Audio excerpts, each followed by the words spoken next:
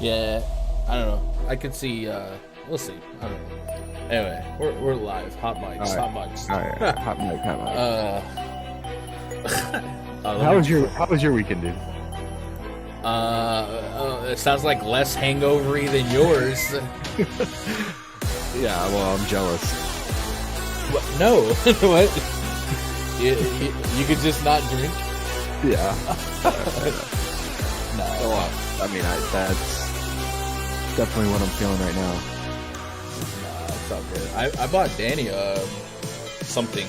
I don't know what it was. It was like a Smirnoff or something. I don't drink, but I don't hate drinkers. But you hold on. You said you had homemade tequila. Yeah. Are you making prison hooch in the toilet, my dude? What is that? No. One of our friends had it, and yeah, it was interesting because it almost tasted like scotch, but it was mezcal, homemade mezcal, and yeah, it had like a oaky taste to it, a little smoky peaty with a sweet the finish. So it was good, man. You just like described that so eloquently. It's got a sweet finish. It's got it does. Homemade tequila. So, I mean, he made it. Yeah. So I mean that's a process, right? They don't mix a powder and water. You gotta let that ferment and sit around. Yeah, and you gotta do it in like this like stone oven essentially to heat it to agave. So yeah, it's a process for sure. So I mean, is it better?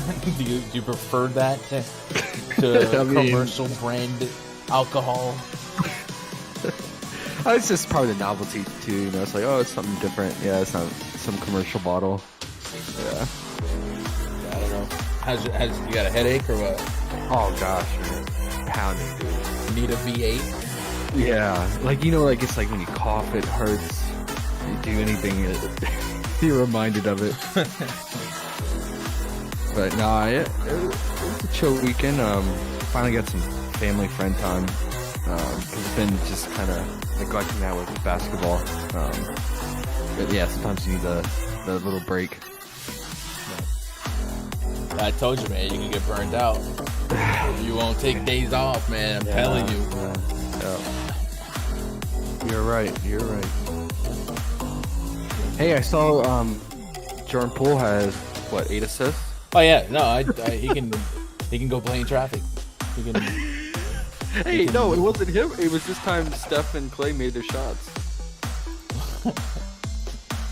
Yeah. So the process was right. I mean, yeah, the process is literally always right. The results 100%. Are the results, but anyway. What's up, guys? Happy Monday, April 25th, 2022. We are getting into the dog days of the round one finales. And tonight we got 3 games on the docket. It might be waving goodbye to a couple teams. I don't know, man. I don't know. How do you like the playoff product so far? I guess we've had injuries that really shake things up, and maybe make I think the Suns would be at home already if Devin Booker isn't hurt. I mean home in a good way. Just waiting for the next round. Not Cancun. Not like LeBron posting pictures of. He's living his best life, though. I can't be mad at him. How you liking the playoff product? I think we've had some good games. I think the most disappointing thing has been the Nets. I don't know, man. I just feel like every game I'm like, okay, KD is gonna show up and be normal KD, but then he plays 46 minutes and takes 11 shots in 46 minutes, and I'm just like, okay, he's checked out. He's done. I mean, he doesn't want to be. That's the only thing I can think of is him and Kyrie have already given up and realized like it's not even worth making a push this early on, and why not just quit while you're ahead? I mean, that's the only thing I can gather. I mean, how do you have two the most prolific scorers put up a combined 32 points and play almost the entire game. I know Celtics defense is good. But I was gonna think. I think the Celtics defense is really it's good. elite. It's good, but come on, man. These guys. I get it. Yeah. Yeah. So I would say that's most disappointing. Because this series, I think everyone was really looking forward to it, and the games have been pretty good. But yeah, we wanted just a better series overall, not good individual games. And yeah, it was a big disappointment. I think the Celtics. I think the Celtics are gonna win the East. I think that like we just said, their defense is too good, and I don't think the Heat have the offensive power to keep up. And I think they've shown that they can stop a top scorers. So I don't think they'll have a problem stopping Giannis. I agree. I think Boston's the best team in the East. I've been saying that though, so I pat myself on the back there. Yeah. You have been. Yeah. Also had the Suns coming out of the West, and maybe Devin Booker's absence is going to impact that. So I'm just really what I'm gonna be on. I'm jumping on the bandwagon of whoever wins the T-Wolves and Grizzlies series, because this is gonna be the most fun team to root for. That was a good game. That we finally had a good game for them, because they've been kind of just lopsided victories on both sides. Yeah. Did you watch that game? Yeah. Where was it? Cat with the game? Someone took a shot late, and I thought that they were gonna make it, but they ended up breaking it. But yeah, it was fun, and it was also fun watching John Morant catch that on the sideline. But that was another series. We had that hard stoppage when Anthony Edwards went to the locker room. I was like, no. Yeah. I just wanted a full 7 rounds. But yeah, that series going back to Memphis should be a lot of fun. 1-1-1. Yeah, that's what you wanted to see. And you called the Cat coming out game, a couple games of sample size. Hey, I can't do this. I can't do this. I got to be in this game. I got to take over. And that was the Cat game, and he took over. So good call on you. And that's what we talk about, adjusting to the adjustments, man. Having some context and some substance to the unquantifiables and not being too game log dependent like a lot of prop better or even prop betting content can be. Because if you looked at the first couple games of Cat, you wouldn't have called that third game. But if you watch the game film and you understand what's at stake, adjusting to the adjustments. We've been talking about it. That's where that's the difference in the playoffs, and we're seeing that almost no 2 playoff games so far have been the same in just about any series, right? So being able to understand the next step for each coach is vital. Hey, shout out to live chat listener to Mike Haberman Aguida. Vince Jefferson says, "Happy Mezcal Day." Happy is it, how you say it? Mezcal? Yeah. Mezcal? Yeah. Oh man. So is that the name of homemade tequila? Mezcal? No, it's different than tequila. But it's still agave. It's just the way that it's made. It's different. Okay. But it's very similar to tequila. I know nothing about alcohol. I just know nothing about it, man. Maybe one day I'll try it, but does it stink? So I have a prison background, right? And when they make the hooch, I'll hunt that out, man. I got the hound dog nose. I find it. Does homemade tequila have a stench that commercial tequila? Oof. Yeah, dude. It smells like fire. Yeah, for sure. Open up your senses, man. What up, Skimmer? Yeah. What up, Kiefer? Sean Drake says, "Hey guys, since the Bulls are done, let's go Pelicans." Okay. Pelicans are fun too. Seeing our boy Jose Alvarado actually get CP3 with the sneaky move, that was funny. Chris Paul was like mad. I saw something that said Chris Paul is probably more mad about that than losing the game. It's like, dang it, he got me. Yeah, he had that hard foul too, man. That was pretty dirty. Oh yeah. Chris Paul is known to stretch the bounds of. Yeah. Mia Moore. What up, Isaiah? What up, Chris? I worked at a liquor store for a year. Dang, Vince. Yeah, I mean, I guess I don't know. Commercial alcohol, obviously, the scent is a little different than when you're cooking it out there for a couple days. But I hate the smell of hooch, man. Oh, it has this like citrusy, and sour stank to it, man. I hunt that crap out. So I don't know how people could drink that, but at the same time, I don't judge. Does it burn? It burns, right? When you drink it, it burns your throat. Yeah. Hey, so what do you think would be a better finals? The Grizzlies and Celtics, or Grizzlies and T-Wolves? The Grizzlies and T-Wolves as a. Oh no, sorry, the Celtics or T-Wolves. So I think I guess you want to see the T-Wolves, right? Because Danny, Minnesota fan. Yeah, and I feel like Cat could be. I don't know. I feel like everyone has an interesting archetype matchup wise. I still think the Boston's suffocating defense has, like, you could put Horford, Robert Williams, mix match them on Cat. Yeah. Edwards versus Tatum and Brown is a little intriguing. I think that'd be fun, more fun for matchup wise. Memphis, I think they become limited when you try to rely on their big offensively. Jaren Jackson gets a foul trouble, and Adams offensively is pretty traditional. Maybe that matches up fine with Robert Williams. So I don't know. I'm kind of on the fence there. It would be probably a series where you get Steven Adams back into the mix versus what we're seeing now, since Robert Williams is not really stretching out like that. Maybe I don't know. I don't know. Probably the T-Wolves. I think the T-Wolves have 3 scorers to stop, whereas the Nets, you could really just stop one scorer and hope the other guy doesn't truly beat you. So probably the T-Wolves. Hey, Michael C., I appreciate that sub. Welcome to the channel. What about you? What are you thinking? Also, like, I don't think either one of them come out the West. I think, probably the Warriors do. but I still think the Suns, if Booker can come back healthy, and I think that would be a good series between the Celtics and Suns with the healthy Devin Booker. But if Devin Booker does not come back, then yeah, I mean, I'd love to see my Warriors make it. They just got to sustain the shooting, and I think they're going to get better as the series goes along and the playoffs go along, because you gotta remember, they haven't played together in so long. They didn't play together all season long because guys were in and out. So they're going to start meshing more and more, especially with Poole and now in the mix with the unit. So yeah, I'll be interested in that. I think the Celtics and Warriors or Celtics and Suns would be a good finals. Yeah, definitely. Celtics and Warriors would be fun because that death squad can get around a lot of defensive schemes. Yeah. So yeah. Yeah, all right. Hey, what's up, Team Underground? Isaiah says, I'm saying this now, Memphis to the finals. As John Moran said, if you on that side, stay over there. Stay over there. What up, Ariel? Here. Man, all right, so let's jump into the slate here. I'm going to open up the RunDFS.com NBA VIP spreadsheet.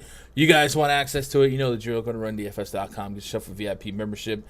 Click it open. Now, we do have DFS projections as well. I've kind of fallen out of grinding the DFS playoff slates because of baseball being so time-consuming, but I still have the projections for DFS, so you can still copy that. And I think for 3-game slates, even in regular season scenarios, it's really just mixing and matching stacks and stuff like that. I wouldn't really be a one lineup guy. Looking at game number 1, 7 p.m. Eastern tip-off, the Boston Celtics at the Brooklyn Nets. We know what's at stake here. It's a 1-point spread in favor of the home team, Brooklyn Nets. They're favorited, Josh. Do they go down without a fight? We'll see. I don't know. It might be a gentleman's sweep or something like that, right? Yeah. With that said, and I know you mentioned it earlier, looking at the PrizePicks board, bless you, we are seeing things that I didn't think were possible, such as Kevin Durant. Did you see his fantasy point prop at 43.5? Less than James Harden, right? Or is James Harden below that now? Let's see. Harden versus Brooklyn. Harden was at 44. Yeah. I mean, who would have thought playoff K? Honestly, like when playoffs start, if you put KD at 55, I'm thinking Kevin Durant 40 minutes, 55. Yeah, I'd take the over. 43. Holy cow, man! It has been a rough go for Durant and Kyrie here. Now there's no tomorrow, right? You got to win. So do they want to win? That's the question. Yes. All right. I don't think Kevin Durant and Kyrie don't want to win. I know they obviously, there's clips of them looking defeated and whatnot. And I just think they're insanely outcoached. and Yeah. he's making more adjustments than Steve Nash. And then, Yeah. like, when Steve Nash does try to make adjustments, it's Blake Griffin, and it's just like I told you he was I gonna know, but it's just like show up, bro. okay, thank you. Yeah, Blake Griffin got That, 7 minutes in the fourth quarter in that last outing. yeah. That's what they call their version of the death lineup. It's what are you gonna do? So I guess we'll start with the Nets here. Let's talk about it. Yeah. Projection wise, I got Kyrie sitting at almost 50 fantasy points on PrizePicks. I got Kevin Durant over 50 fantasy points. The Slim Reaper. Do we trust him, man? Do we trust the Nets to?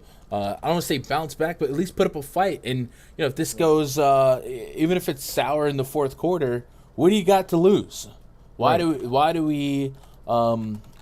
Why do we bench? Are you benching Durant so he's healthy in 2 days? No. So I think I'd take the over at 43.5 and just hope that he's seen enough of these defensive schemes that he finds some way to get around it. That Bruce Brown isn't Seth Curry, and that I don't know. It's just such a low line. So my gut's leaning the over here. But you tell me what you're seeing, what you're thinking on the Nets, starting with Kevin Durant, 43.5 fantasy points. I'm with you, man. Like, we've been at the slot machine for this whole series for KD to show up, and why leave right when you're on your last quarter? And like, I would just roll with it, put that last one in, and pull the lever, man, because this is the lowest we're gonna get. And yeah, it's do or die. This is it for him. And like, if they do continue to trap him, he had his most assists in this series, I think, with 8 last game. So he can still fill the stat line and be active defensively. He just really has to cut down on the turnovers. He's had some really lazy turnovers late, just basically towards the end of the season. He's averaging around like 5 to 7 turnovers a game. So that could burn you. So if you're worried about that, then I would say go with his points or assist. His points are pretty low at 26.5 as well. And Kyrie's pretty low too at 25.5. I guess the question is, do you hedge your bets and do you play like KD in one card for his fantasy or points, and then another card you do Kyrie fantasy or points?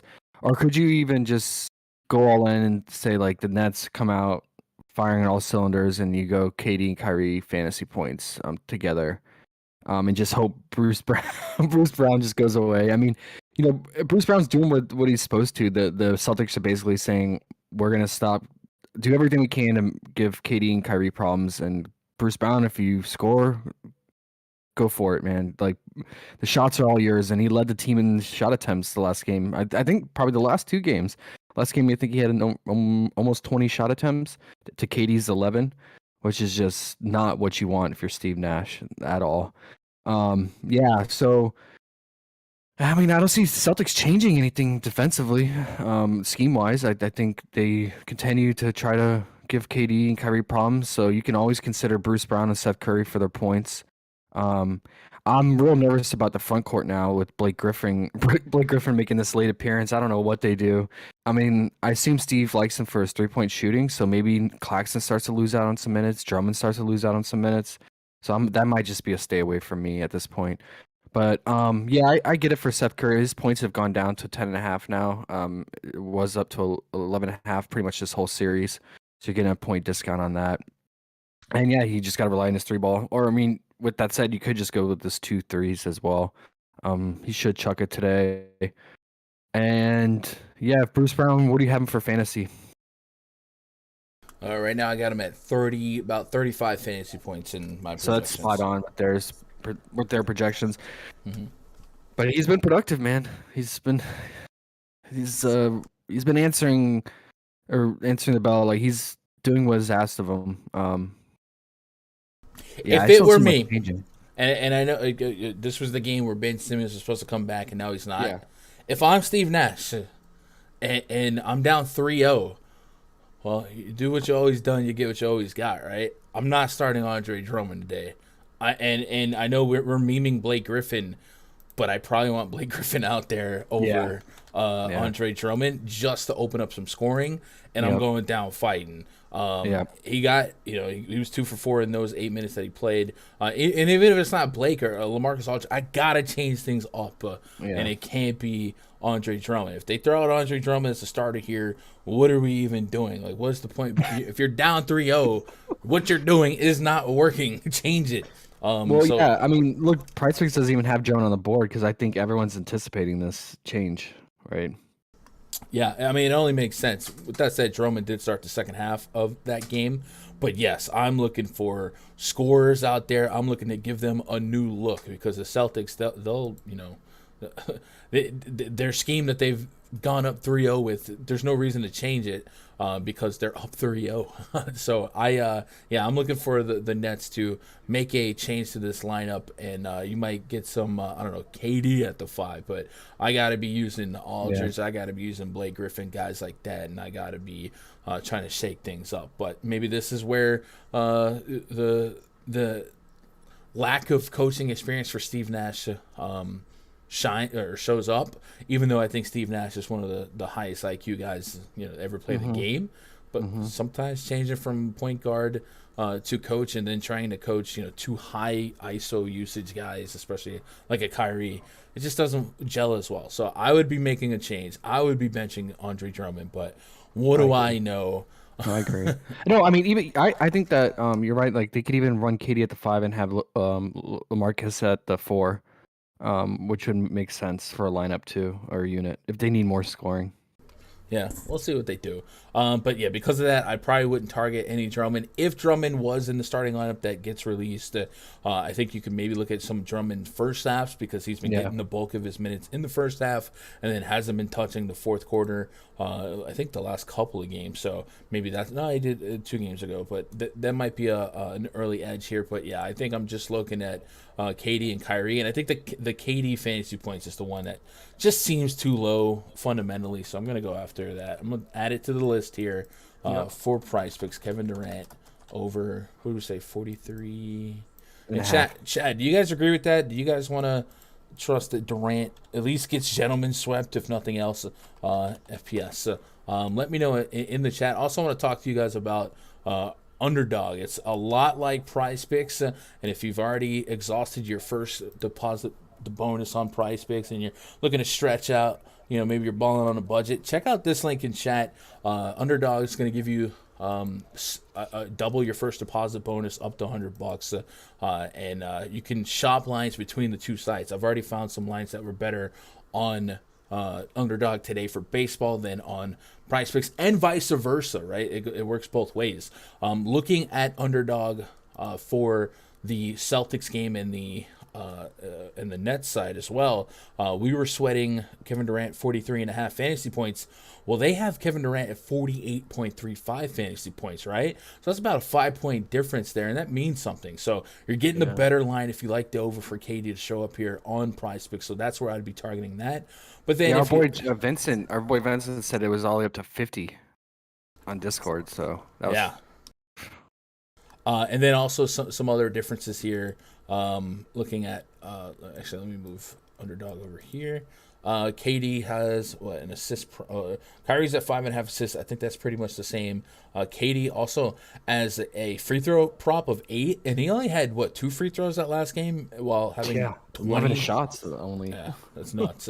What else we got on this board that's a little bit different? KD is at 13.5 rebounds and assists. And that's another fun thing. You can bet rebounds and assists or rebounds and points at times. That's interesting. That's interesting prop, because if they do trap him and he's just gonna continue to play distribute mode, and if he gets time at the 5, that's more a rebound opportunity. That's something to think about. Yeah, we'll keep that in the back burner. But anyway, try that out. And they also have this rivals mode, which will put some players in the same game against each other. Kevin Durant, PRA plus 2.5 versus Jason Tatum. Same with points. They are giving Tatum the edge in all of these categories. So if you think this is the Durant game, he's due, he's going to have one, maybe you check out that tonight, and they have the same thing set up for player versus player. They have Marcus Smart 1.5 real points versus Bruce Brown, Jaylen Brown 1.5 real points versus Kyrie, and Kyrie being on the low end of a handicap when it comes to real points. This is just weird to see. So if you think tonight's going to be a little bit more net side, maybe get some of that too. So it's a fun companion piece to what we already like on PrizePicks, and then you can shop the lines. Just like if you're prop betting in real life, you can look for better lines over here. They have Jason Tatum at half a block, Josh. That just seems kind of low for Tatum here. So I might be looking at that prop. He had 6 steals in the last game, but a block per game, really, as far as the eye can see. Last game was the first time he didn't have a block in 7-8 games. So that's a line that stands out. Anyway, let's flip over to the Celtics side of the basketball. While we do that, I do want to shout out to MV for the sub. Welcome to the channel. I appreciate you stopping by. Looking at the board for PrizePicks here, we have 49 fantasy points on Jason Tatum. We got 6.5 free throws for Tatum. We got 39 fantasy points on Jaylen Brown. He's got a 3-point prop of 2. Jaylen Brown also has an assist prop of 4, 3.5 free throws. We mentioned blocks and steals as a prop that we target here and there. They got Brown at 1.5. I like that. Yeah. Marcus Smart at 2 threes. Marcus Smart at 29 fantasy points. Al Horford is at 20.5 PRA. That's pretty low. 27 fantasy points to get his block potential. And then they added Peyton Pritchard, who who did rear his face in that last game. So talk to me about what you're liking here. We did see Robert Williams play some minutes in that last outing. He did log 15 minutes. Incredible to have a meniscus injury and come back and log minutes within a couple weeks. But any lines that stand out to you on PrizePicks when it comes to Boston? I guess start me off with some Jason Tatum game theory. Yeah, I mean, that was a Tatum game last game. He took 29 shots. I mean, by far led the team in shot volume, doubled everyone. So it makes me scared. It makes me scared for the secondary guys because that performance and shot volume destroyed everyone else's props, offensive props. I mean, if the same thing happens again today, which I hope not. I hope the Nets adjust. I mean, I think that what the Nets basically did the last game was try to not like guys like Al Horford and Smart beat them because they were being pretty productive offensively in this series, and so it let Tatum have more opportunities. But they're gonna have to devote a lot of attention on Tatum, I think. So maybe he takes less shots this time around, but it's still hard to trust any of these secondary guys because they move the ball around so much with their offense. So it's really hard to pinpoint, put a finger on who's going to be the main guy tonight. But I do like Jaylen Brown's 1.5 steal block. He's been very active defensively in this series with the type of defensive scheme they're running. He's filling the gaps pretty well. So I think I could go with that, especially for a guy who's going to play 40-plus minutes and be active on defense. 1.5 seems too low. And then, I mean, Tatum's assist prop is always live. It's still less than 6, so I can get on that.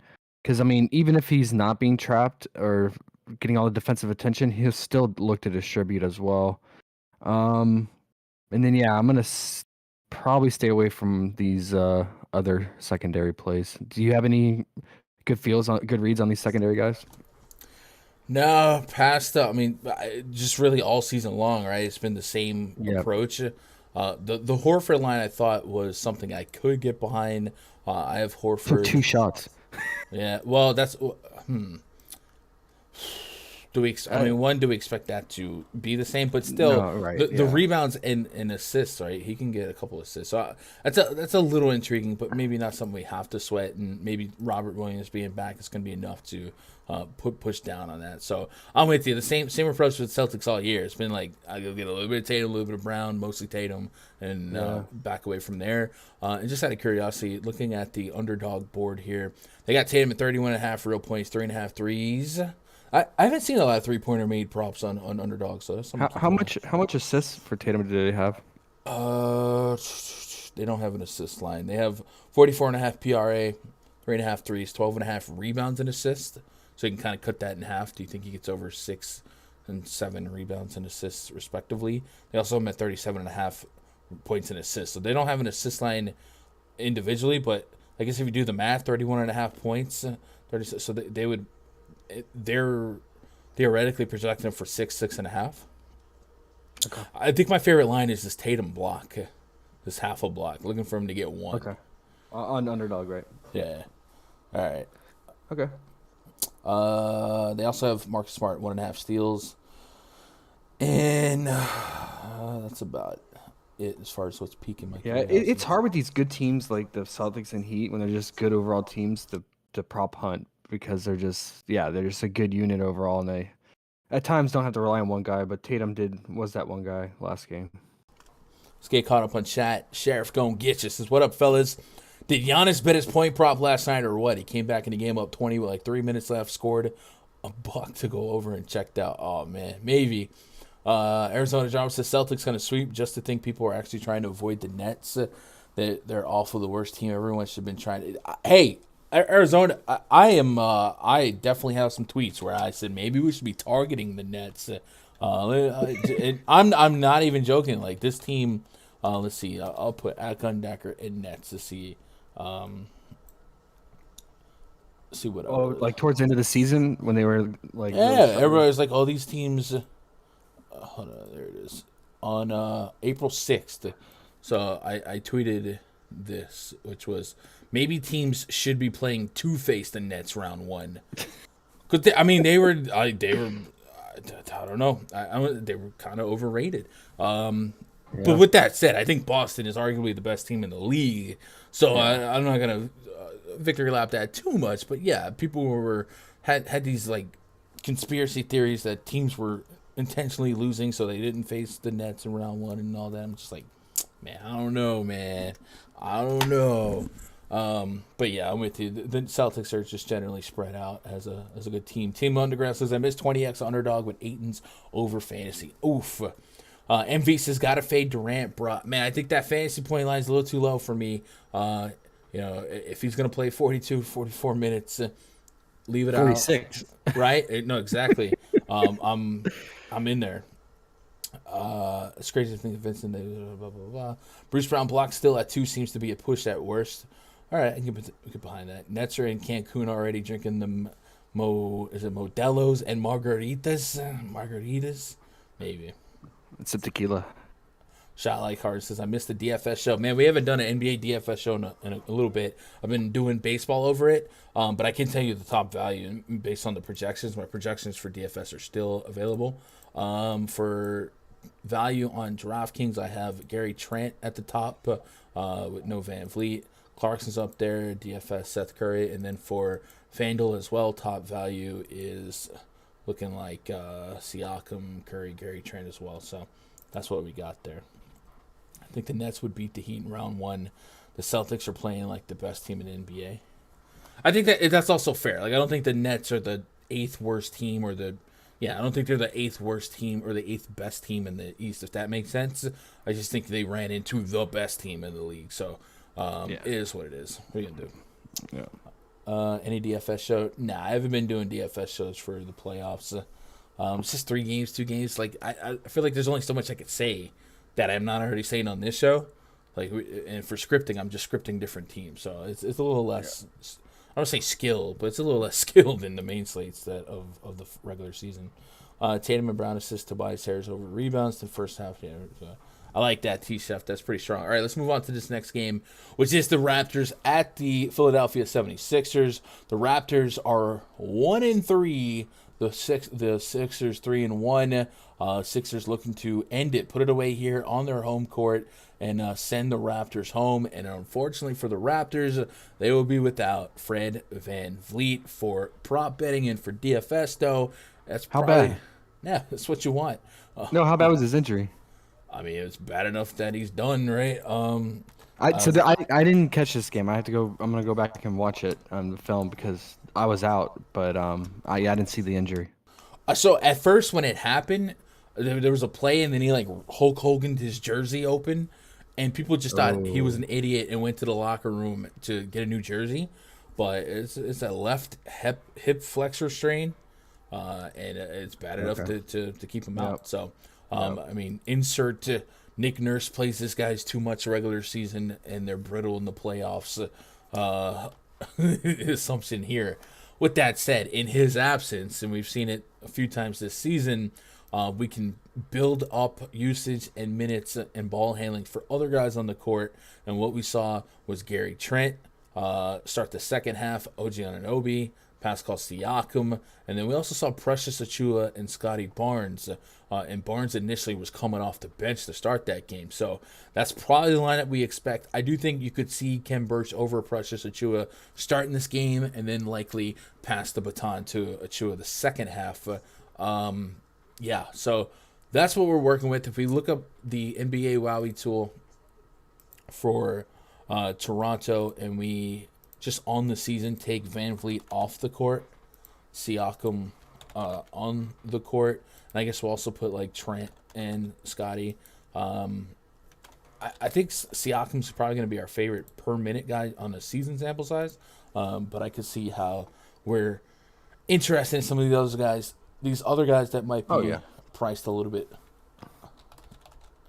No, I So mean one of our rules all season was when Van Vliet was out, we just loaded up Gary Trent fantasy, and it's less than 30 today. So yeah, I agree. On the season though, a 1.17 Fando point per minute when Siakam, Trent, Barnes are on the court, Van Vliet's off the court, and the usage rate 28% on Siakam, while Trent and Barnes are over 20%. So I expect uptick in usage for those guys. I also expect the minutes to be 40 plus in a do or die winner go home matchup, and then the real points for Gary Trent you mentioned has been something we target on the season. It could take up to 20 plus shot attempts here. So starting with the Raptors board, looking at what's available. I like it. 44. I like it all. Yeah, I'm with it. Let's stack it. Do it. Go win or go home. 44 Yeah. fantasy points for Siakam. 18 and a half real points on Gary Trent. 28 fantasy points on Gary Trent. 2.5 free throws. Anunoby's at 30 fantasy points. I mean, these are all lines we can get behind, especially these lines. You know me.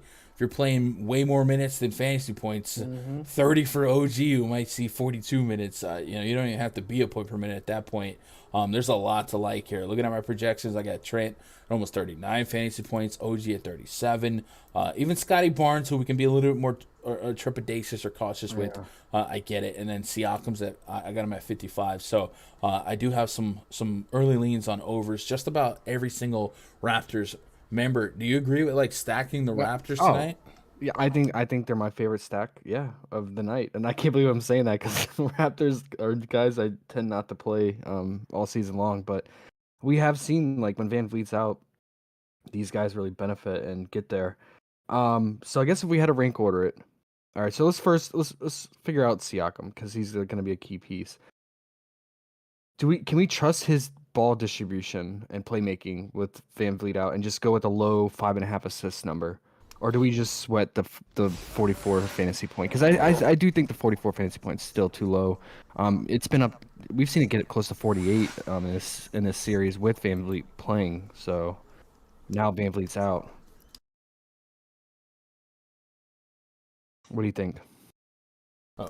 On the season, he's at a 23% assist rate, and that's not really that high. It's not. But for the minutes, yeah, maybe. The other thing that I would push back with is if we look at the team metrics chart, the Raptors had the lowest team assist rate in Yeah. the league, Yeah. so it's not something I'm in love with. So I'd Yeah. probably be opting to go elsewhere. So let's stick with the fantasy then and the real points. And then Trent, yeah, I'll probably rank points 1 and then fantasy 2, since he is active on defense and top 3 in steals this season. And then I'm with you on OG fantasy points. Um, I don't know if I'd play all 3 in a single card. I'll probably mix and match like 2 of them in a card. I'll either go like Siakam and OG or Siakam and Trent. and then pair him with two different guys from different games with them. What are you thinking? Yeah, I'm with that. I think if we look at the second half of the Raptors game last outing, and I got a little headache forming from too much bang, not enough blood sugar, right? Maybe it's my energy transferring to you, bro. No, man, that's all I feel. I told Danny I need like a smoothie ASAP, bro. I'm just like, oof. I'm starting to slur my speech. That's on me. I shouldn't have drank a bang without some food, but 22% usage for Trent the second half.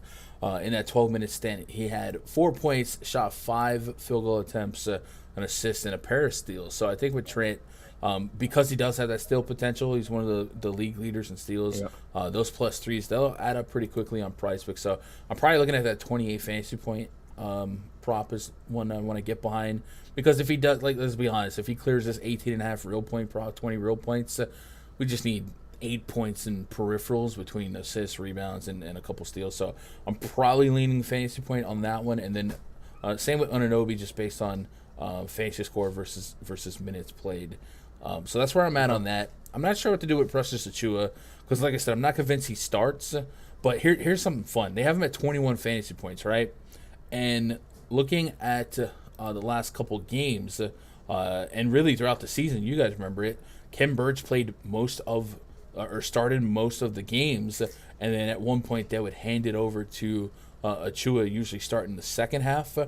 Is there viability in Achiuwa's first half under, if they even offer it?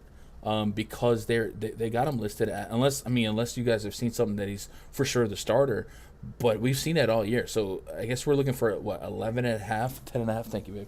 10.5 as the first half prop. So let's see if they have Achiuwa. He had -2 the first half. They have so you see what I'm saying? They have him at 10.5 first half.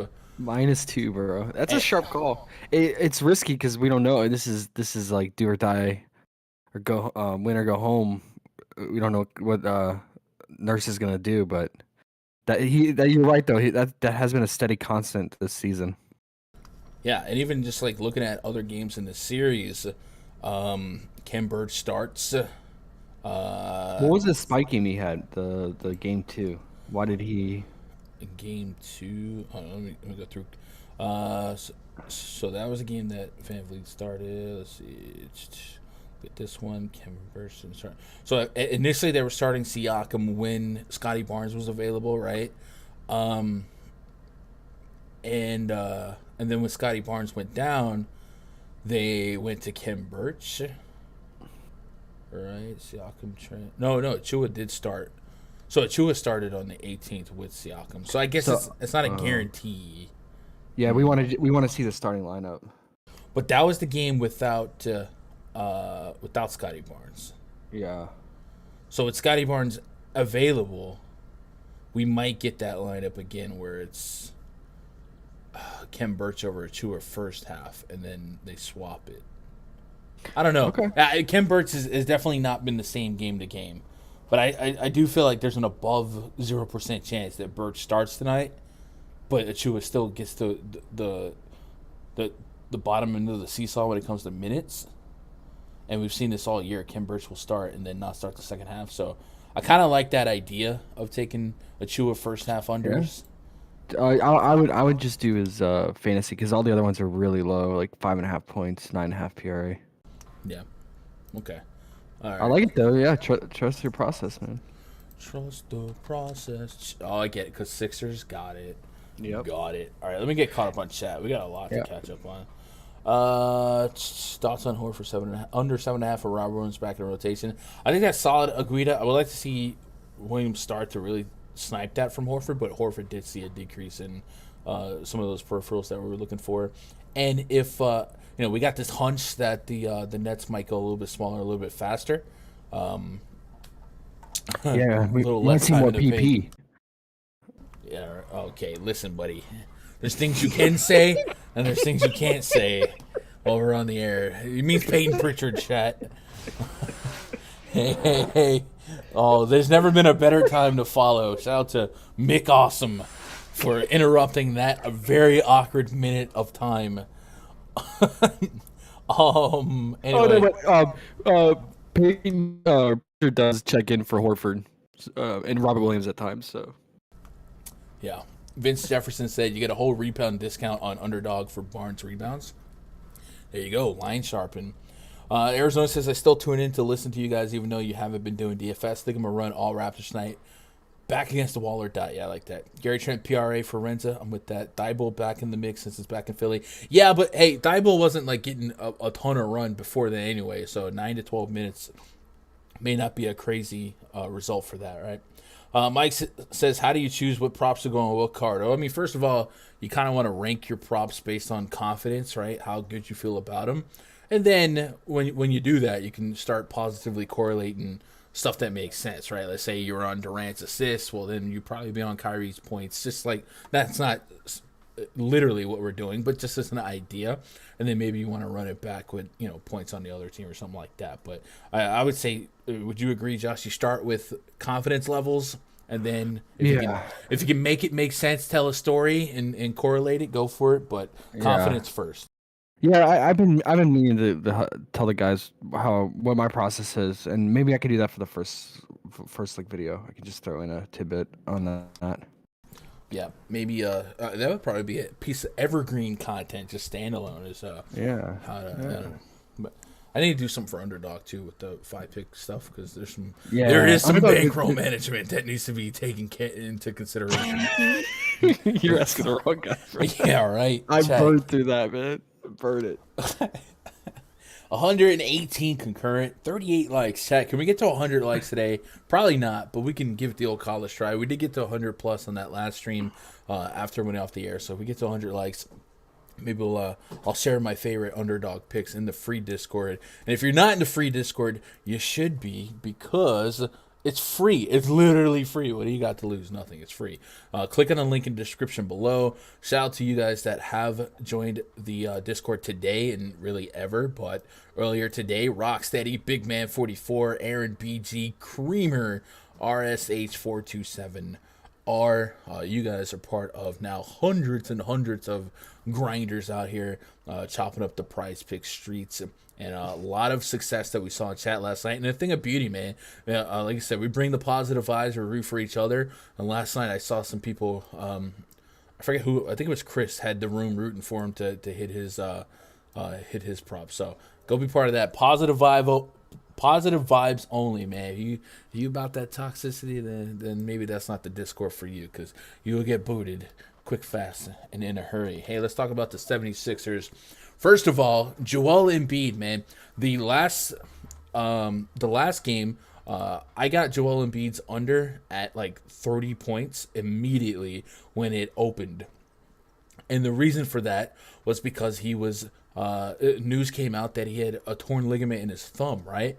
And it was pretty noticeable, right? He was less involved, and when he was involved, it looks like he was wincing. 16 shot attempts down from 20 the game prior, and just 9 free throw attempts. So he finished with 21 real points. Second half, he looked a little bit better, but I could maybe get behind another under on Joel Embiid, if not for just real points. Maybe I throw a larger net over some of his fantasy points. They did come out and say that he's going to need surgery, Josh. So I mean, this is still a scary line to maybe go out there and attack.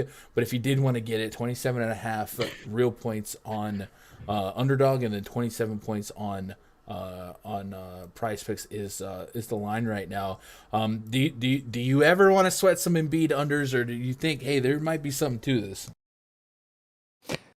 Yeah, maybe. I mean, I think I'm just gonna stick with my process on Harden first half mainly as my core for the Sixers. So Embiid played pretty much. I want to say like a little over half the second quarter. He missed out like on the first portion of it, and while Harden played the entire second quarter, so you're getting like almost around 5 to 6 minutes of just Harden and no Embiid. And they have his point prop at 10.5 still, but yet they have his total full game at 21.5. So you're getting like a 0.5 discount, and we're usually getting a 0.5 or 1 tax inflation. So I do like Harden's 10.5 points first half again, and especially with how bad he plays in the second half in this series and playoffs. But yeah, Embiid. I don't know. I mean, has he come out and talked about it? His injury No, I mean, more so. I would be. And like I said, I missed this game, so I don't know how he looked. I need to go back and watch the game film before I give any concrete answer. Let's say he was 3 for his first 9, and he only took 9 attempts in the first half. So it was a very slow burn. And they actually reverse tax him too. He has a 27 point prop on the game, a 27 and a half. I guess 13 and a half is a little bit more accurate. And versus just 13 and a half points in the first half. So something to keep an eye on, with 22 and a half fantasy points. So, yeah, he missed his first like 3 or 4 shots, and then he was like 3 for 9. And then, second half, they swapped up the look for the Raptors, going to Achua, and he started grinding a little bit more. And he's always going to be getting to the free throw line a little bit more. So I don't want to overrate this thumb injury, but it is, a thumb is part of your shooting motion. And I don't think I've seen him specifically touch on it.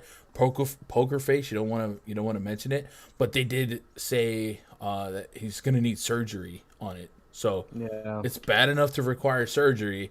So it is something that might keep his scoring, at least his scoring efficiency, if not his shot volume down. And then the Sixers are favored by 8, Josh. So maybe this game even gets a little lopsided, and they know, hey, we don't need to use him too much if we can help it, because God forbid an errant block, right? You try to swat an Embiid jumper and you end up smacking his thumb.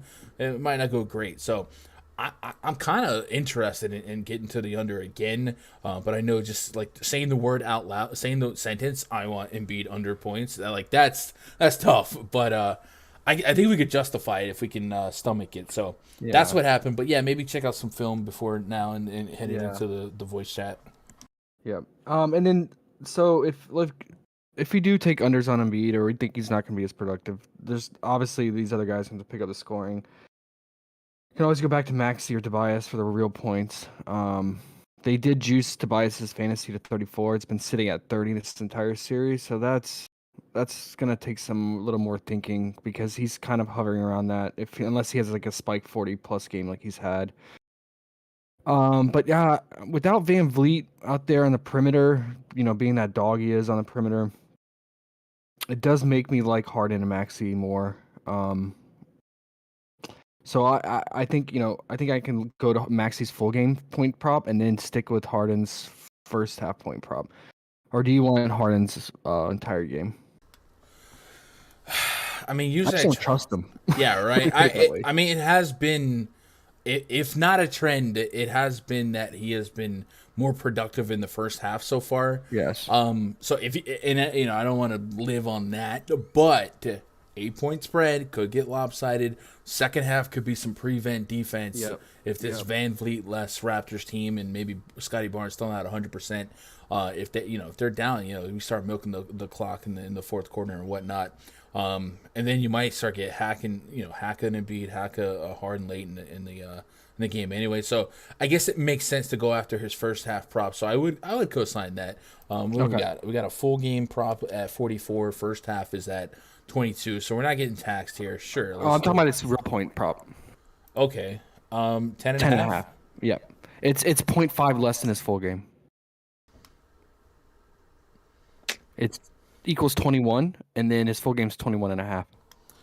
I think that's fair, because like I said, intentional fouls could be a problem late in the game, so he's probably more likely to get some free throws in the second half, but it is still James Harden. So I'm fine with the 10 and a half, but he's only been clearing it by about a bucket in this series. So I'm not in love with it. I guess it's the same thing with the fantasy point. I don't know, man. You want to do his assists instead for the full game? I'm just worried, like you said, if the Raptors just can't keep up because Van Vliet being out, and we don't get a full run. Yeah, that's definitely what I'm worried about.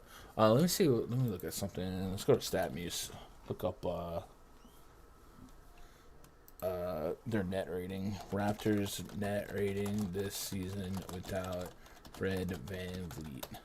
I feel like it might be decent with 0.9. So they've been about a 500 team in that regard in terms of scoring.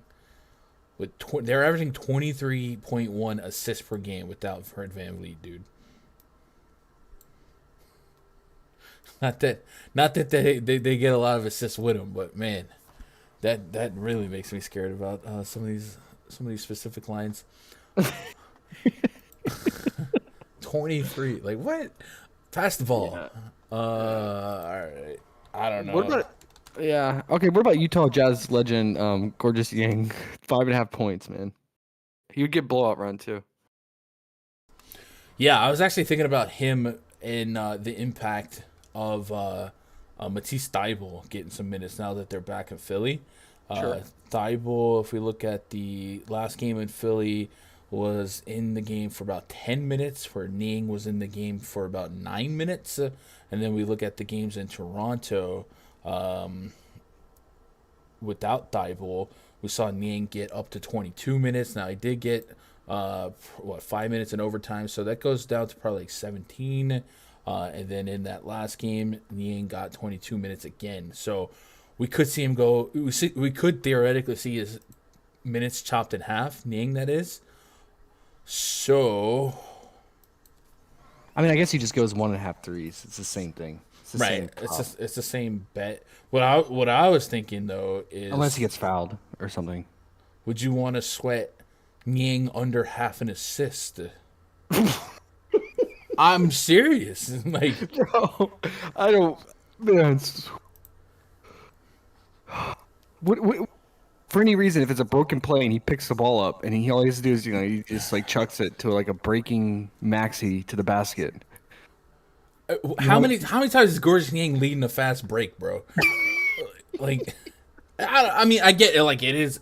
This is just like a fluky pass that goes in thing, right? But Niang is more of the, like, he's a spot up guy, right? You drive and you pass it to Niang. So it's definitely. I'm just saying, if we cut his minutes in half, if you get him 9 to 11 minutes of opportunity, maybe there's blowout run here. I'm just saying, I don't hate the idea of the under. Does underdog give me something? Speaking of under, does underdog give me anything?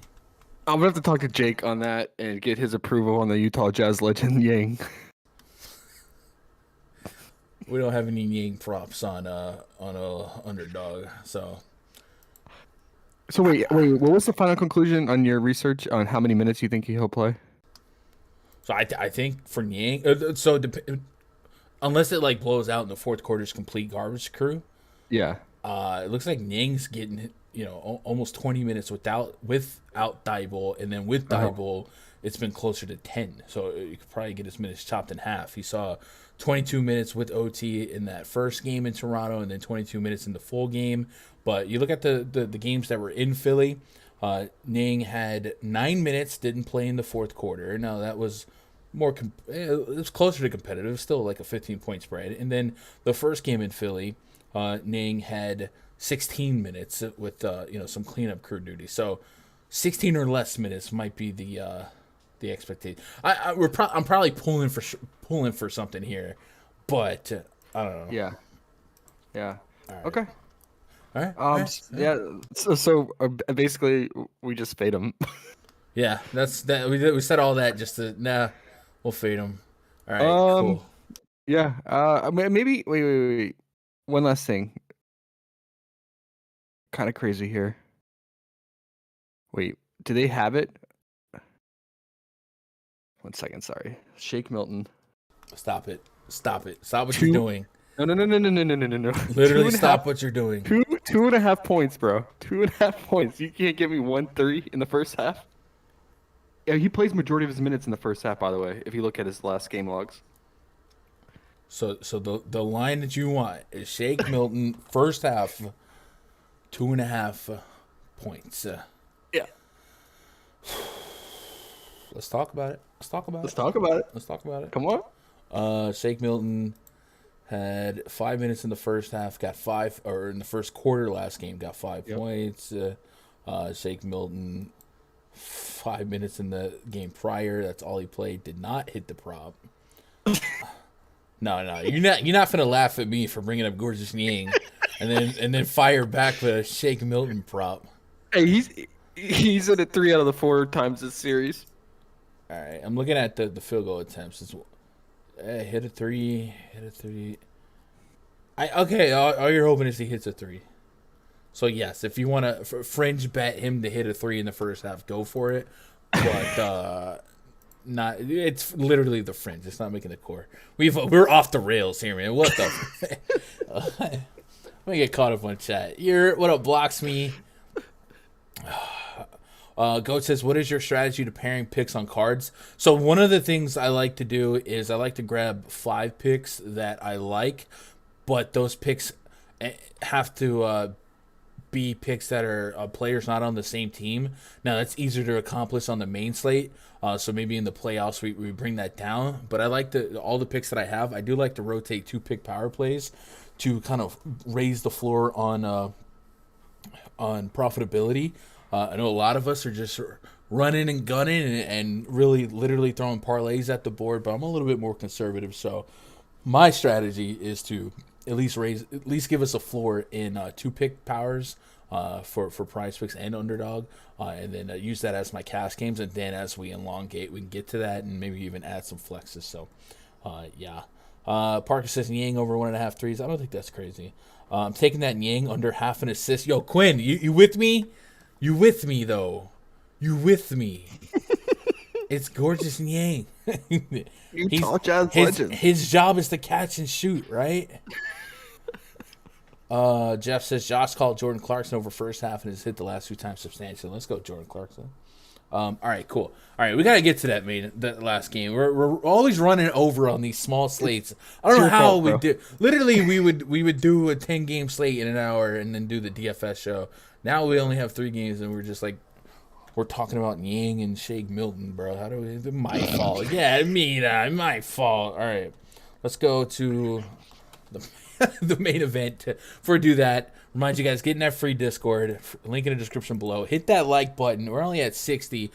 We have double the viewers than we do likes. So if you guys want to smack that like button, I appreciate that. Hit that sub button. More content. Hey, I did some MLB PrizePicks content this morning. Now, baseball is a much different beast to sweat. But if you guys do appreciate it or you want to try out some PrizePicks stuff, the more those videos get a little traction, the more we'll prioritize throwing them up. It's a fire video. Definitely check it out. I'm trying to set the format. I know you and Rich have hit me up about doing MLB content, and then Rich actually did a test video for me yesterday, and the picks that he had in it were good. They all hit, but like there's some quality issues and some of the delivery, but the picks were good. So I decided to lead by example. And say, hey, this is what I'm looking for, right? This is you give a. They don't live up to you, bro. I don't mean it like that, but like we support stuff with a actionable fact. I can't stand the content that's like, I like this because it has an 80% hit rate in 20. It's like that's not predictive, bro. That's literally your it's such bad process. You're just reporting. Or there's like Vegas thinks this has a 65% chance. Blah blah blah. Like, no, like I just can't stand that stuff. So I like to put a little bit more actionable, usable information out there. So that's why our videos are a little bit different. But hey man, cookie cutter generation, microwave generation. They just want the picks. They don't care about why. So I get it. Anyway, if you guys want our picks, the RunDFS.com VIP spreadsheet for NBA. Check out the prop detector. Josh be working on that. Top props, mid-tier props, fringe props, first half props, stuff like that. And then also, you added Underdog, right? And I'll try and sniff out some Underdog. So we'll have two both levels. So you guys get behind that. Should I try to add that to the first look show too? Not this late in the season. Next year when we have a content meeting and hopefully I'll have some more people on the team. Oh, next year's gonna be fire, dude. We're gonna be so seasoned and prepped for it. Oh yeah. Hopefully I can find 1 or 2 more talented guys to help out with content to many hands light load it. But wait, why? We got me and you for NBA, man. No, I don't mean for like live shit. I mean for like the produce stuff and I mean, you're a sick freak for doing 7 days a week of videos. I couldn't do it. It about killed me. It about killed me. And I told you it would. I'm telling you, you know what? So hopefully, I've been scouring the YouTube streets for talent, and there's definitely not much out there for baseball that's worth partnering with. There is some, hopefully. But hey, if you guys know some solid baseball brains, let me know, because I don't want to I definitely don't want to sound like I'm hating on people. But I just have vastly different processes than some of the stuff that's coming up on the first page or two. So. But if you guys have some sneaky gems, maybe there's 100 sub guy out there with 10 views that it's not showing up in my searches, man, let me know. Or if that's you, I don't mind collabing and looking that up, or even training some people. Anyway, what are we even talking about? I'm trying to plug Run DFS. What the freak, Josh? We're all over the place. Let's just talk about the main. You guys know the deal. RunDFS.com. Utah Jazz at the Dallas Mavericks is our last game on the docket. This game's back in Dallas, man. Who would have thought that this game or this series would be even after the first two games, man? It looked like really after the first game. And then did you see how the Jazz won that last game? The go-ahead dunk? Yeah. Donovan Mitchell to Rudy Gobert. Did we just become best friends? Did that kill any props? Was that like a late? I mean, not for me. Oh, it killed my. I had Gobert under like 28.5 points and points and rebounds because I expected him to get like 8 points and 15 rebounds or something like that. But he was a little bit more involved last two games offensively, so it stung me on that regard. But it's good to see Utah actually using Gobert in that scenario. So now we have an even, all tied up series back in Dallas, and Luka, who put in some work in that last game, made him the cover boy here. Good on Dallas for not being 6 feet under. That was 100-99 final score. So I was back to what we expect: two slow-paced offenses, two of the slow-paced teams in all of basketball. Luka logged 33 minutes with his first game back. Maybe we can build on that and get to like 35, 36, 37. But you don't want to get too crazy with Luka's usage.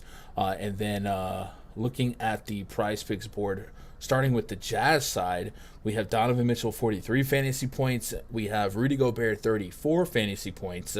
His rebound prop has dropped all the way down to 14.5. And his point prop at 13.5, so that's going to apply him for about 29 again. 2.5 blocks and steals on Gobert. Looking further down here, we mentioned Jordan Clarkson. He has a 1.5 assist prop on the full game, 14.5 point prop, and 1.5 three made prop on the full game. Also a 20 fantasy point prop. So we did just see someone in the chat mentioned Clarkson's first half prop has been hitting substantially last couple of games. His first half prop again is 10 fantasy points, and he's cleared that in each game thus far.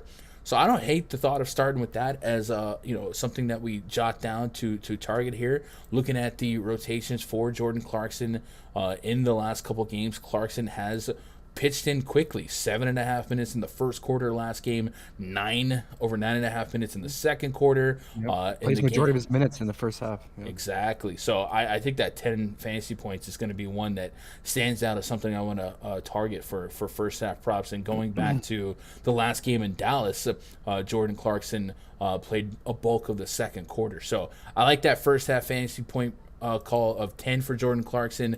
But talk to me about what you like on the Jazz. Do you agree with Clarkson first half fantasy points? And then what do you like to target, if anything, on the Jazz? And this is still a very slow-paced game. Now that Luka's back, this could be more 200 to 205 total point games. The Vegas gave him 212, but we've seen twice already where this game does not put up 212 points. So what is your thoughts on this game as a whole? And talk to me about the Jazz.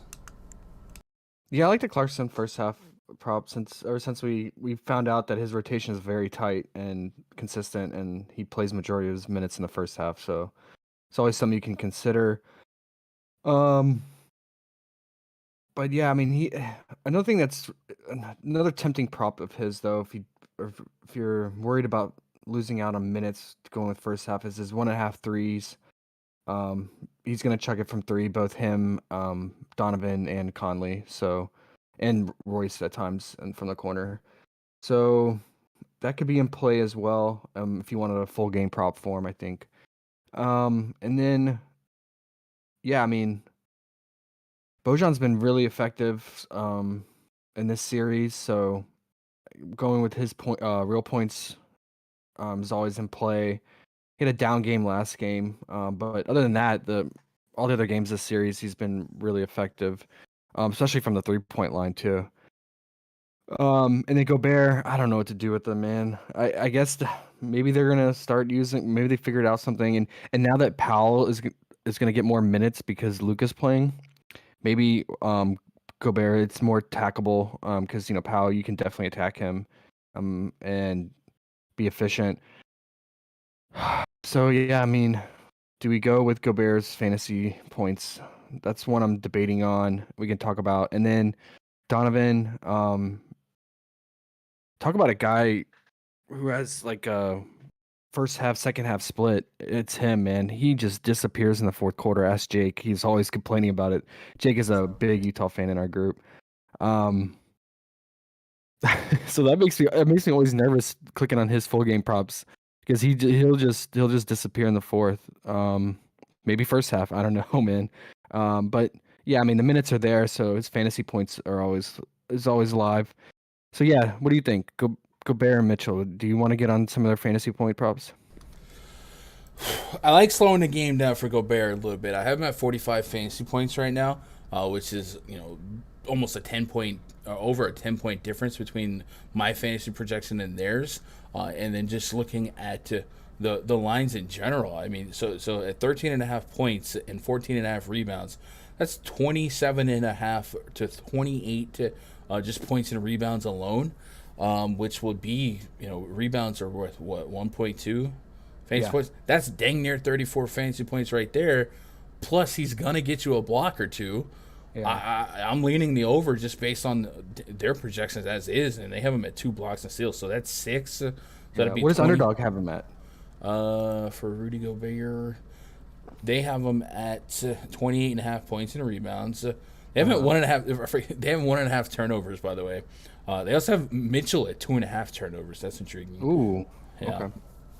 Okay. Underdog doesn't have a fantasy point prop on Rudy Gobert, just 28.5 points and rebounds. But yeah, you get the ability to throw blocks into the mix. I think Gobert does have block potential, especially now that Dwight Powell probably picks up a few more shots now that Luka's back in the mix. So I kind of like the thought of that. But yeah, I'm slightly leaning the over right now on fantasy points. The one thing about Gobert that is not the same as like many other starting players in the playoffs is he's not necessarily getting much more minutes. We're still seeing Hassan Whiteside get some run. We see them go small with Pascal at times. So it's not a lock that he gets 36, 37 minutes, something like that. I put him at 33 right now, though, and I'm still getting a decent projection in a more paced down spot. So I do like the over on Gobert. Well, and then for Mitchell, do we want to, if you want to play one of his props, do you want to sweat his fantasy, or do we want to just go with this 3-point prop at 2.5? It's pretty low for him, a guy who's going to shoot it so much from the 3. At 3.5 or 2.5, yeah, that is definitely low for him. We know that the Jazz will chuck threes more than anybody. Yep. He's averaging, 10 threes, 8 plus threes in the last 3 games, 6 plus in every game this series. 2.5 is something he's only hit once, but yeah, it comes down to shooting better. Shooters are going to shoot, right? They're going to shoot themselves out of a slump. I probably want the point. What was the point prop at? 28. And maybe I don't want that. I'd rather sweat the 3-point prop than the real points if I had to choose between the two. But I'm probably gonna lean.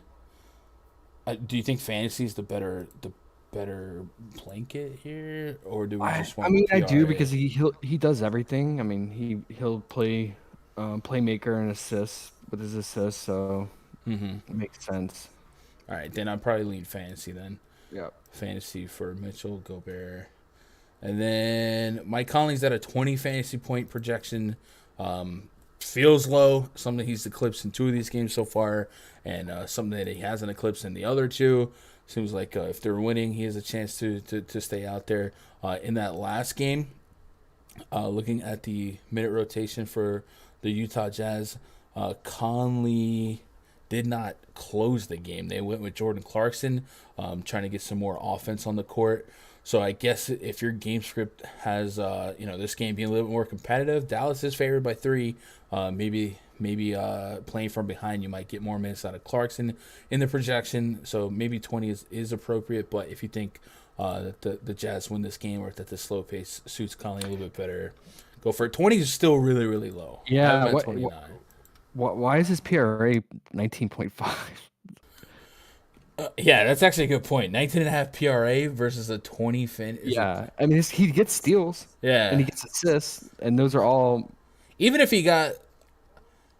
Rebounds and assists aren't one fantasy point, right? There's like 1.2. Yeah, 1.5 for assists. Yeah, 1.2 for rebounds. Literally, if he got over 19.5 PRA, he would have well over 20 fantasy points. 1.5 per an assist, 1.2 for rebounds. So essentially, you could have like 16 points, rebounds, assists, and still get 20 plus. So that's a trap, right? We take the fantasy over the if you want that. Not saying we're in love with the fantasy, but if you wanted it, there's no sense in that PRA being half a point under. He's not turning the ball over 10 times, right? That's crazy. I don't get it. 0-4, 0-4. I guess there is a little bit of turnovers there, but yeah, I don't know.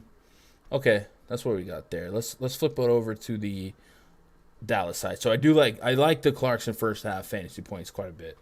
And then let's move over to Dallas, and then we got to really wrap it up because we're always running over. Luka Doncic is at 29.5 real points, 8.5 rebounds, 7.5 assists, 3.5 threes, a buck and a hook on blocks, and then 6 free throws is his prop. And we know throughout the season he's somebody that can draw some fouls. He also has a double prop of 0.5.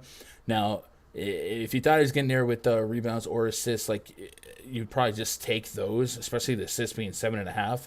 But because he is a triple-double threat, maybe it's live. But I don't think it's just because you can.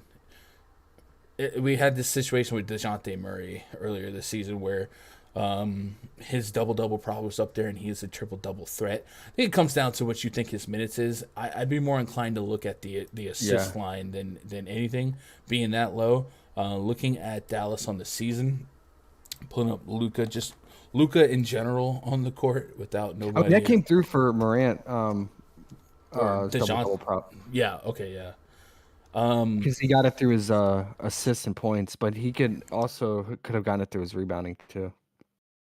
Luka on the season has a 45% assist rate, and then if we, I guess, bring this closer to the All-Star break, I guess we'll put February 25th.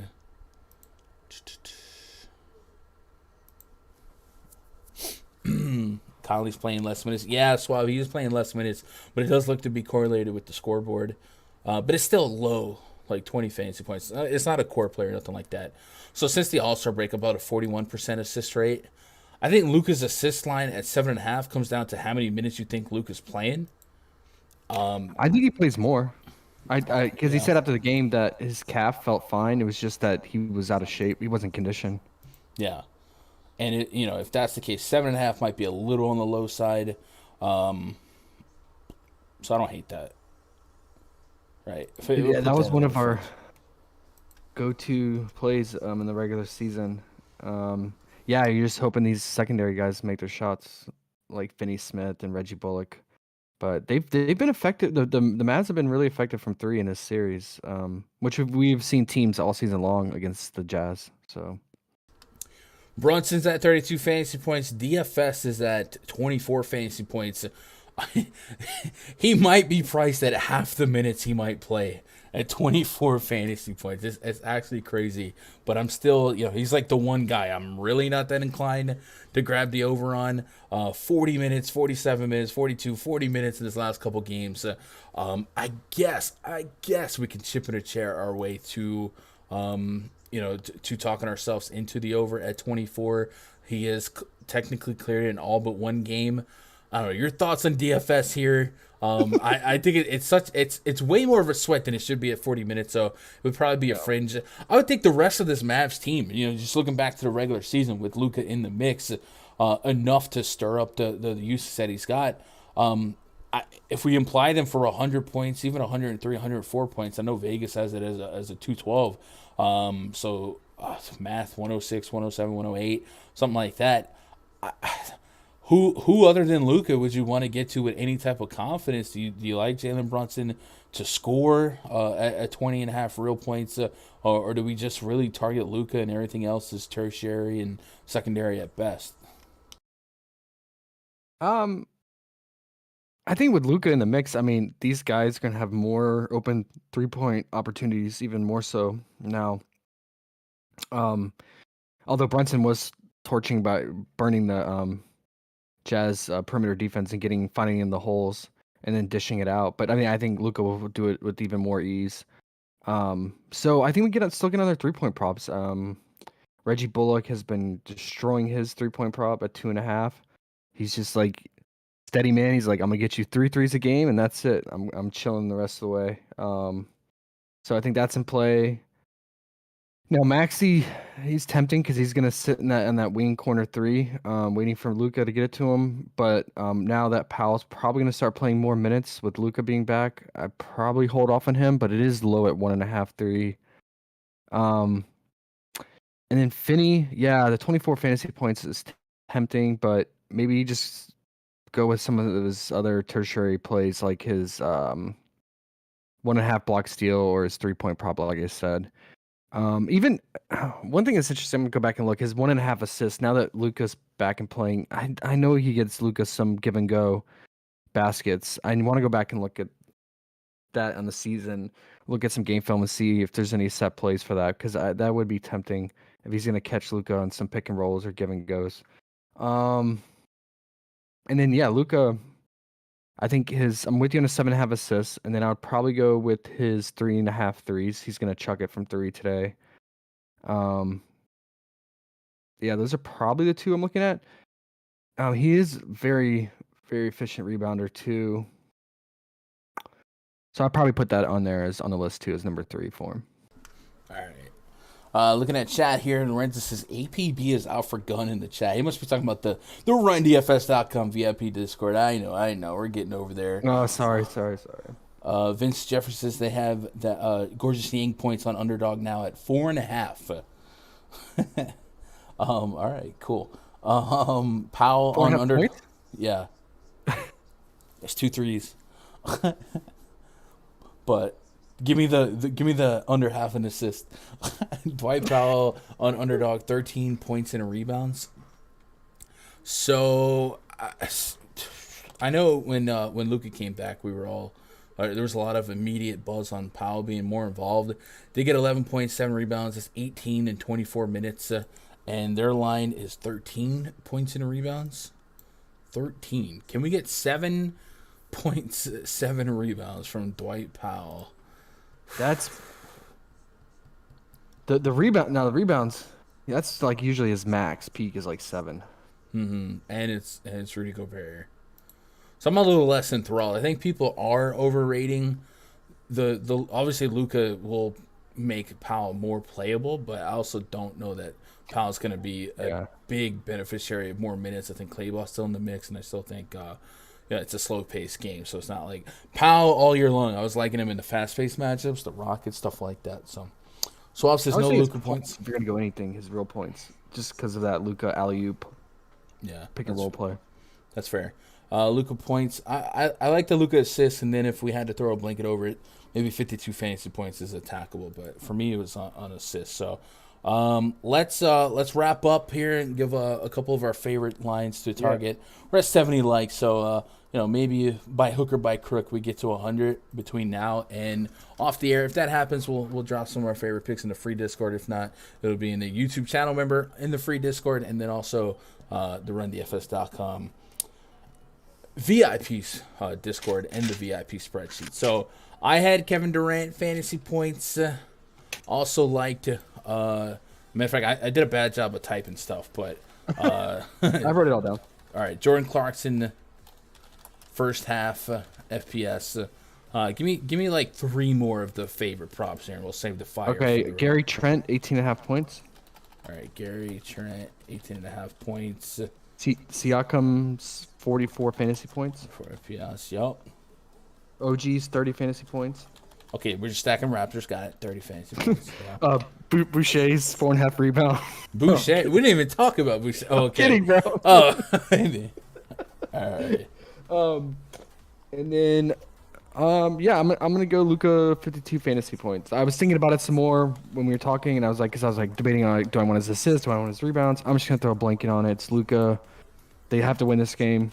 I mean, they don't have to. It's not necessarily like an elimination game, but it's an important game. 52 fantasy points. Let me get it. Yeah. My boy Iguita says he's hit the over in the last 5 games with Luka, but playoffs always different. Hey, that's fair. Let's see. Last couple games for rebounds and points for Dwight Powell. So San Antonio, that was a plus matchup. We talked about San Antonio at the time, a faster pace, much worse defense than the Utah Jazz, and also Maxi Kleber did not play that game, and Kleber is available today. And then what else we got? Portland, trash defense. Detroit, trash defense. Milwaukee, a little bit faster pace. That was on April 3rd. And looking at the available players in that one, that was a skeleton crew that also did not involve Maxi Kleber. So, and this is what I'm saying. We gotta be real careful with hit rates and last 10 games. That is so noisy without context. There's a lot of no Kleybers here. So, hey, if your gut's telling you go Dwight Powell, I'm definitely not here to talk you off of that. I'm just saying we gotta look at the actual games, look at the matchups, and understand the stakes, because the stakes are high. I got to get into rundfs.com VIP Discord, man. I appreciate you guys spending some time making a little bit of my day be a little bit of your day. I'll see you guys tomorrow. We'll have more baseball content, more NBA, and maybe if this alcoholic co-host of mine can lay off the gas, maybe he'll drop a first look video for tomorrow. Yeah, no, I'm gonna do it, bro. I got you. All right, guys. Good luck. God bless. Go win some money. Peace. Little Alki. Hey, man. I just get to shoot myself. Nah, I'm kidding, man. Relax. Is there even like? We forgot to say Gorgeous Yang under assist. As a court. Okay, buddy.